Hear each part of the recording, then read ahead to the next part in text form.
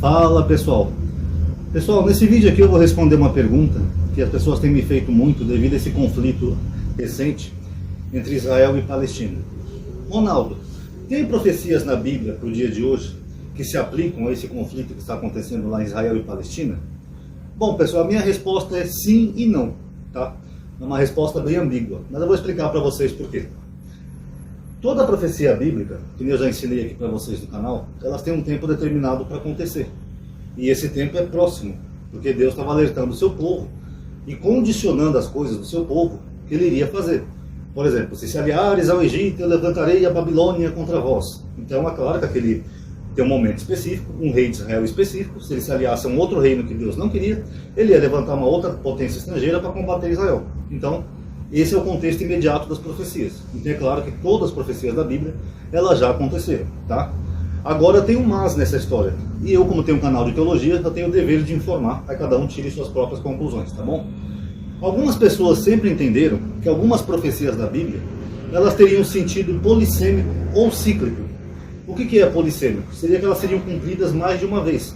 Que nem, por exemplo, Jeremias. Jeremias diz assim numa profecia. Eu não vou lembrar aqui de cabeça o capítulo, mas ele fala assim: eis que eu castigarei Israel, e eles pagarão em dobro por toda a idolatria que cometeram. Em dobro, 2 vezes. O que significa isso? Significa que Deus ia castigar Israel 2 vezes ao longo da história pelo que eles fizeram, cometendo idolatria. E realmente isso aconteceu. Israel foi destruída 2 vezes. A primeira vez foi pela Babilônia, e a segunda vez foi pelos romanos. Os babilônios invadiram o reino de Judá e destruíram o templo de Jerusalém. Os romanos, através de Tito e Vespasiano, invadiram Jerusalém e destruíram o templo. E por coincidência foi exatamente na mesma data, 9 de Av, ou Abib, não sei se eu estou equivocado, mas foi na mesma data. Eles invadiram e destruíram. Depois os babilônicos levaram os judeus para a Babilônia como cativos, e os romanos também levaram os judeus como cativos. Até mais de uma vez, né, que depois do ano 132, quando teve a revolta de Bar Kokhba, aí sim os judeus foram expulsos da terra. Então algumas pessoas veem isso daí uma polissemia, de que eles pagaram ali em dobro, 2 vezes, pelo pecado dos pais que fizeram cometendo idolatria, tá? Flávio Joséfo, que era um historiador judeu do primeiro século, bem contemporâneo a Jesus, inclusive ele era de família sacerdotal. Flávio Joséfo chegou a profetizar, por exemplo, na batalha, que Vespasiano ia ser imperador. O que Vespasiano achou improvável, né? Que não teria como ele ser imperador. E no final Vespasiano acabou sendo imperador. Então Flávio Joséfo, independente dele ter virado a casaca, Flávio Joséfo conhecia muito bem as escrituras, até porque ele era de família sacerdotal. E Flávio Joséfo também tinha um entendimento polissêmico acerca de algumas profecias. Por exemplo, Flávio Joséfo achava que as profecias de Daniel, que falava de um filho do homem vindo nas nuvens, se cumpria em Tito.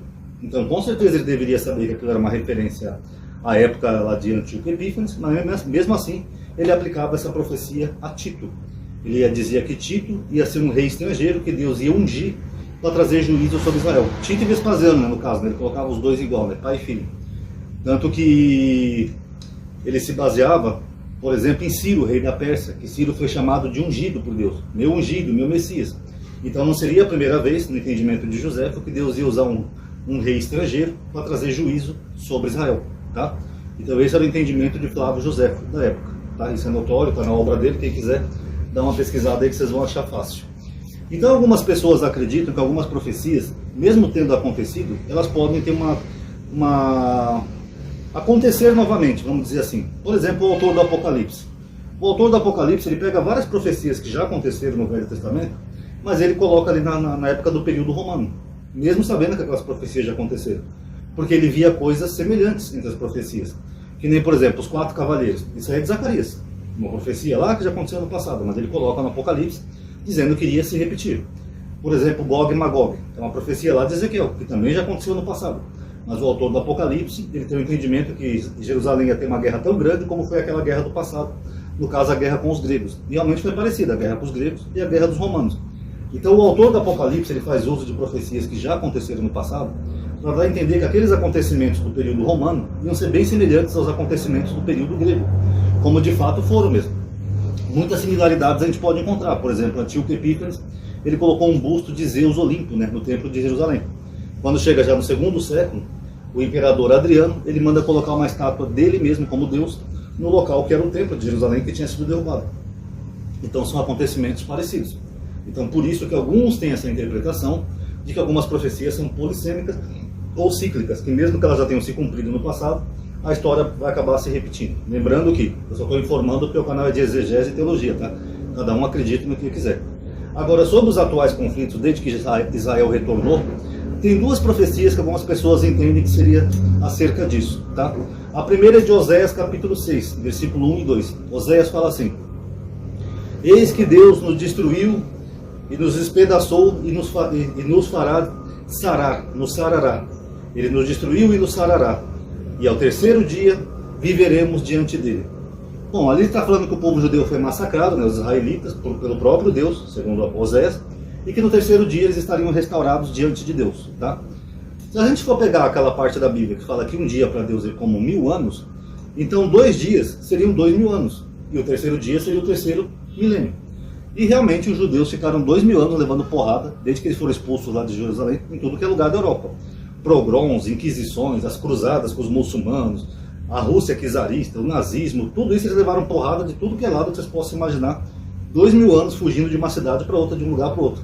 Inclusive, para os que têm um pouco mais de crença na Bíblia, eu recomendo que vocês leiam Deuteronômio 28, que vocês vão ver ali, é basicamente isso. A metade do capítulo é bênção, a outra metade é maldição, o que coincide grandemente com a história do povo judeu, tá? Então, o terceiro milênio seria o terceiro milênio que os judeus não seriam mais perseguidos, onde eles retornariam para Israel. E realmente, um pouco antes de começar o terceiro milênio, né, que foi 1948, seria até um Shabá, né, os judeus criam o Estado de Israel, depois de 2000 anos sendo despedaçado e destruído. Mas aí eles voltam e vivem diante do Deus deles. Então alguns entendem essa profecia de Oséias desse jeito. Outros já acham que ali terceiro dia, seria o terceiro ano, não o terceiro milênio. Porque a guerra da Alemanha nazista acabou em 1945, quando finalmente acabou a guerra. Aí 3 anos depois, 1948, é criado o Estado de Israel. Então foi 3 anos depois do nazismo. Então alguns acham que ele poderia ser uma referência ao massacre que os judeus sofreram pelos nazistas. E no terceiro ano, que seria o 1948, eles retornaram já com o Estado próprio, tá? Aí vai da crença e da conclusão de cada um. Eu só estou informando por causa do canal. E a outra e última profecia que alguns atribuem a isso é Zacarias capítulo 12. Inclusive eu já fiz vídeo aqui no canal sobre isso. E Zacarias capítulo 12 se refere ao retorno dos judeus. Mas ali Zacarias está falando do retorno da Babilônia, tá? Só para deixar claro, para ninguém dizer que eu estou trazendo desinformação aqui no canal. Mas se a gente for pegar aquilo como um acontecimento polissêmico ou cíclico, que iria acontecer de novo, o contexto é de um retorno de um povo que volta, depois de ter sido perseguido, massacrado, Deus tinha cuspido, vomitado eles da terra, mandado praga, dor, peste, tudo que Deus podia jogar na cabeça dos judeus, Deus jogou, tá? Aí eles retornam para a sua terra. E segundo Zacarias 12, quando os judeus retornassem, Deus ia estar com eles mais forte do que nunca, ou do que nas outras épocas. E Deus fala assim: eu farei de Jerusalém uma pedra de tropeço para todos os povos, e todos os povos que vierem contra Jerusalém serão despedaçados, independente do tamanho. Então, é basicamente o que nós vimos pós o retorno dos judeus. Como eu mencionei naquele vídeo anterior, Israel foi atacado 2 vezes por uma coligação de países árabes, 6, de surpresa, países bem maiores e numericamente maiores em número de soldados e armas, e mesmo assim Israel prevaleceu. Então alguns enxergam nisso mais um cumprimento dessa promessa de Zacarias, que quando eles voltassem para sua terra, ninguém mais ia destruir eles. Todo mundo que avançasse contra o povo judeu seria destruído, tá? E a tal profecia de Gog também, alguns enxergam algum tipo de ciclismo, né, nessa profecia, porque ele fala que povos viriam como gafanhotos, né, sobre Israel, como uma nuvem sobre Israel, o que poderia simbolizar todo mundo árabe contra Israel. Aí seria uma profecia bem mais ampla, né, que Gog, segundo a Bíblia, seria uma multidão contra Israel. Tanto que ele usa aquela mesma expressão, né, como uma nuvem, como se o dia fosse escurecer de tantos soldados que iam vir contra Israel, e Israel prevaleceria. Agora, vai das conclusões de cada um. Vocês acham que é cíclico? Vocês acham que não? Vocês acham que são coincidências na história do povo hebreu? Enfim, tirem aí suas conclusões, tá? Mas o fato é que eu só estou informando para vocês. Oséias 6, Zacarias 12, algumas pessoas têm esse entendimento. Acham que elas não cumpriram totalmente na época que foi dada a profecia, talvez porque os judeus estavam em pecado, não estavam preparados, não estavam unidos, etc, etc, etc. E agora sim seria o cumprimento dessas profecias. Agora o fato que a gente pode negar é o seguinte, né, que é inegável, né, que Israel realmente conseguiu se defender desde que retornou para sua terra, né, porque você ser atacado por exércitos maiores que o seu, em conjunto, seria bem difícil mesmo prevalecer, tá bom? Então, tirem aí suas conclusões, tá? Só estou respondendo essa pergunta clássica aqui do canal e informando vocês sobre essas alternativas, tá bom? Quem gostou, dá um like no vídeo, pode comentar o que achou, quem é inscrito, ativa o sininho. Obrigado por ter assistido. Paz a todos.